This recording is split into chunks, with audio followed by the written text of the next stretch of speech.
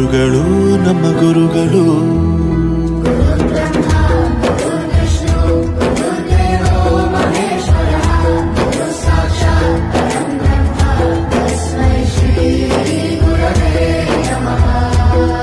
ಗುರವೇ ನಮಃ ಗುರವೇ ನಮಃ.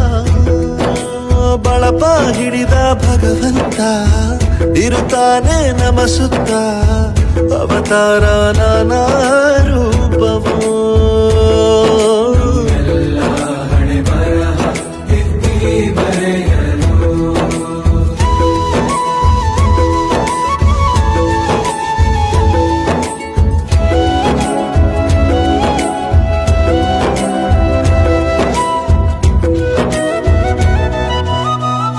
ಬಾಳಲ್ಲಿ ಲೆಕ್ಕ ಎಷ್ಟು ಮುಖ್ಯ ಎಂಬುದ